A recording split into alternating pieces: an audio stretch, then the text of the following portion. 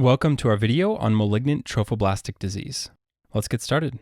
Here's our overview slide. Let's begin by discussing invasive molar pregnancy. With regards to this topic, we'll be discussing the definition, pathophysiology, risk factors, clinical presentation, diagnosis, and management. So let's begin with the definition. An invasive molar pregnancy is the presence of large hydropic villi and trophoblast proliferation that invades the myometrium.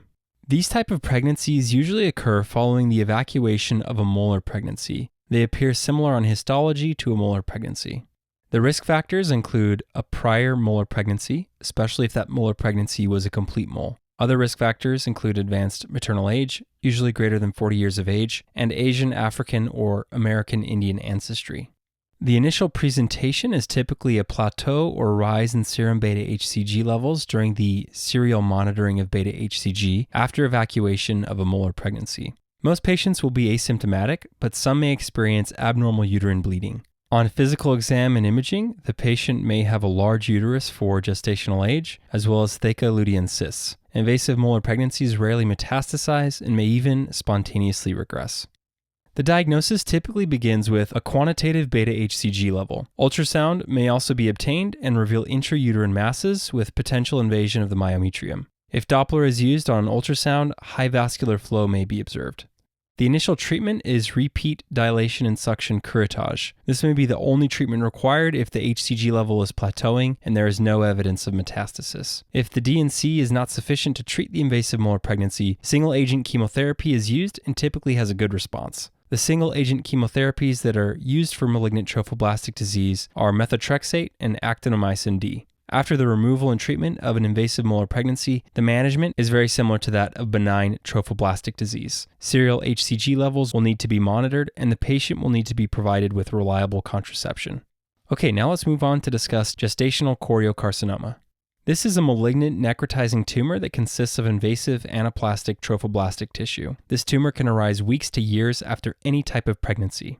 It's a pure epithelial tumor that typically invades the uterine wall and vasculature. This invasion can lead to the destruction of uterine tissue and may even cause necrosis and hemorrhage within the uterus. Invasion of the vasculature allows choriocarcinoma to metastasize hematogenously. On histology, choriocarcinoma will appear as sheets of anaplastic cytotrophoblasts and syncytiotrophoblasts without chorionic villi. This image shows the histological findings of choriocarcinoma. In choriocarcinoma, there is proliferation of both cytotrophoblasts and syncytiotrophoblasts. The cytotrophoblasts are seen here, and the syncytiotrophoblasts are the more basophilic cells seen here. The risk factors are the same as the risk factors for invasive molar pregnancy and include a prior molar pregnancy, advanced maternal age, and Asian, African, or American Indian ancestry. It can present following a normal pregnancy, molar pregnancy, or ectopic pregnancy. It may present as late postpartum bleeding beyond 6 to 8 weeks after birth or abnormal uterine bleeding years after pregnancy. It's typically associated with rapid hematogenous metastasis, most commonly to the lungs, brain, vagina, kidney, and liver. The patient may also present with symptoms related to the metastasis. If there are pulmonary metastases, the patient may present with cough, dyspnea, hemoptysis, or respiratory distress. If there are metastases to the CNS, the patient may complain of headache, dizziness, or syncopal events. The patient may also complain of vaginal bleeding due to metastases to the vaginal wall. Choriocarcinoma is associated with an increased level of beta-HCG, so the quant beta-HCG level should be ordered to aid in the diagnosis. An ultrasound should also be ordered and will typically show a uterine mass associated with hemorrhage and necrosis. Doppler of the mass from choriocarcinoma will also show that it's highly vascular. If the patient is diagnosed with choriocarcinoma, there should also be imaging ordered to evaluate for potential metastases. This includes a chest X-ray or CT, abdomen, pelvis, CT or MRI, and if the patient has lung or vaginal metastases, a brain CT or MRI should also be obtained. This is because most patients with brain metastases will have concurrent lung or vaginal metastases. Therefore, if lung or vaginal metastases are absent, it's very unlikely for the patient to have brain metastases, and an MRI of the brain is not needed. Let's take a look at this chest X-ray to review features of choriocarcinoma. In this chest radiograph, there are metastases from choriocarcinoma. These are often described as cannonball metastases due to their appearance. They're typically well-circumscribed pulmonary nodules. One reassuring thing about choriocarcinoma is that it's highly sensitive to chemotherapy. If a patient has non-metastatic disease, they'll typically respond well to single-agent chemotherapy consisting of either methotrexate or actinomycin D. If the patient has metastatic disease, they'll typically respond well to a combined chemotherapy regimen. If the patient has any metastases to the brain, they'll also need radiotherapy in addition to their chemotherapy. Just like in all the other trophoblastic diseases, the patient will require serial beta-HCG follow-up and reliable contraception after treatment for choriocarcinoma. All right, let's try a question. A 40-year-old G3P3 woman presents to the physician reporting a cough and shortness of breath for the past month. She gave birth to a healthy baby girl 3 months ago. She also complains of intermittent vaginal bleeding. The patient has not resumed sexual activity. Her serum beta-HCG level is 120,000. What is the most likely diagnosis of this patient? All right, this patient presents with a cough and shortness of breath. She also complains of intermittent vaginal bleeding. Although she has not resumed sexual activity, making another pregnancy unlikely, she still has very high serum beta-HCG levels. All of these findings are consistent with choriocarcinoma. The cough and shortness of breath can be explained by pulmonary metastases of choriocarcinoma. Okay, let's move on to our last topic, placental site trophoblastic tumors. Placental site trophoblastic tumors are tumors of intermediate trophoblastic cells that invade locally at the site of placental implantation. These tumors typically infiltrate the myometrium and then invade blood vessels. In contrast to the other pathologies that we've discussed in this video, placental site trophoblastic tumors produce the hormone human placental lactogen rather than beta-HCG. On histology, these tumors will have proliferation of intermediate trophoblasts without villi. The risk factors are the same as the risk factors for any other malignant gestational trophoblastic disease: prior molar pregnancy, advanced maternal age, and Asian, African, or American Indian ancestry. These tumors typically present with irregular vaginal bleeding, and on physical exam, the patient may have an enlarged uterus.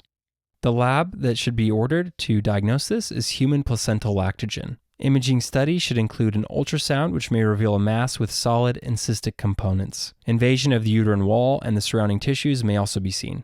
Unlike other malignant trophoblastic conditions, placental site trophoblastic tumors are resistant to standard chemotherapy. Therefore, the only curative treatment for this type of tumor is a hysterectomy.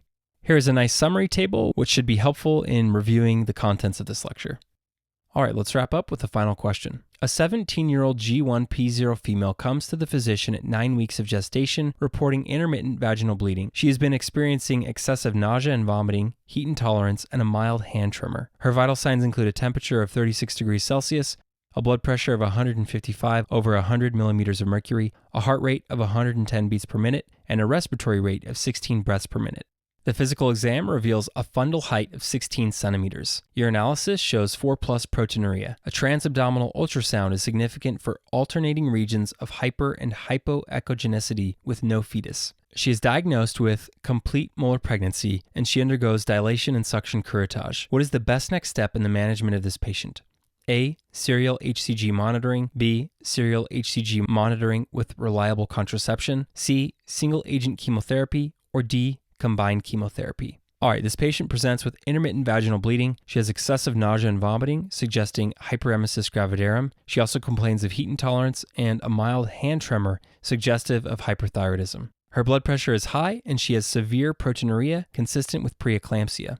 All of these symptoms are HCG-mediated sequelae of this patient's underlying condition. Her ultrasound confirms the diagnosis of molar pregnancy, and she undergoes dilation and suction curettage. After this procedure, the patient should undergo serial HCG monitoring to exclude the development of choriocarcinoma, and she should start a reliable contraception method to prevent pregnancy-induced HCG elevation. Therefore, the correct answer to this question is option B, serial HCG monitoring with reliable contraception. Okay, let's discuss why the other options are incorrect. Option A, serial HCG monitoring, is incorrect because although it should be performed, the patient should also start a reliable contraception method to prevent HCG elevation by normal pregnancy.